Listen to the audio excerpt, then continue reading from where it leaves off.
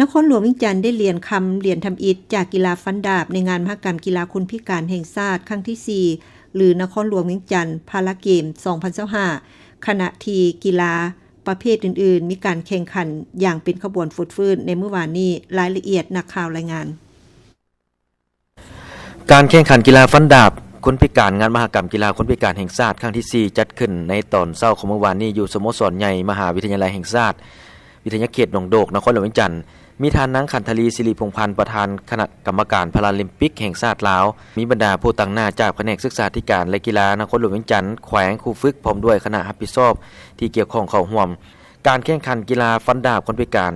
มีจำนวน4ภาคส่วนเข้าร่วมคือแขวงเวียงจันทน์แขวงบุรีคำไซคำมวนหลวงพระบางและนครหลวงเวียงจันทน์เจ้าภาพมีนักกีฬาลงแข่งขันทั้งหมด8คนหญิง3คนแบ่งออกเป็น2ประเภทคือดาบ EP ทรายยิงคลาส A และ B และดาบเซเบอร์ยิงทรายคลาส A และ B มี4เหรียญคำ4เหรียญเงินและ4เหรียญทองในนั้นเท่าโอลัมนอดํนักกีฬาฟันดาบจากนครหลวงเวียงจันทน์เจ้าภาพสามารถญาติได้เหรียญคำทำอิฐให้กับนักกีฬานครหลวงเวียงจันทน์ส่วนเท่าหงคำคำมัน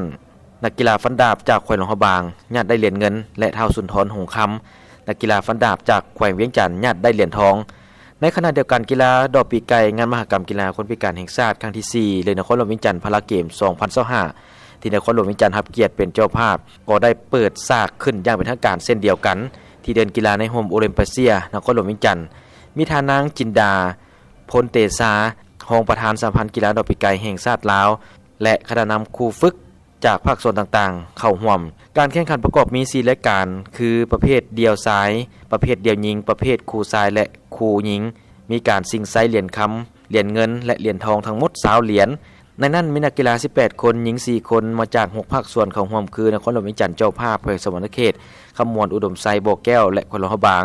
ซึ่งมื้อทำอิฐคือในวันที่15มื้อวานนี้มีการแข่งขันประเภทเดี่ยวสายสำหรับการแข่งขันกีฬาดอกปีไก่งานมหกรรมกีฬาคนพิการแห่งชาติครั้งที่ 4 จะดำเนินไปฮอดวันที่17ธันวาคมนี้จึงสำเร็จขอเชิญชวนประชาชนมวลชนลาวบรรดาเผ่าชาวนครหลวงเวียงจันทน์เข้าร่วมสมโฮมเชียร์และให้กำลังใจนักกีฬาขณะที่สรุปตารางเหรียญรางวัลการแข่งขันมาฮอดตอนแรงของเมื่อวานนี้สวรรณเขตนำเป็นเจ้าเหรียญคำมี8เหรียญคำ2เหรียญเงิน1เหรียญทองแขวงขมวนมี4เหรียญคำ2เหรียญเงินแขวงเสกอง2เหรียญคำและ1เหรียญทองนครหลวงเวียงจันทน์เจ้าภาพ1เหรียญคำ2เหรียญเงิน3เหรียญทองบุรีคำไซ2เหรียญเงินพงศลี2เหรียญเงินไซสมบูรณ์2เหรียญเงินแขวงจำปาสัก3เหรียญทองหลวงน้ำทา1เหรียญทองและแขวงอัตตปือ1เหรียญทองนักข่าววิทยุกระจายเสียงแห่งชาติลาวรายงาน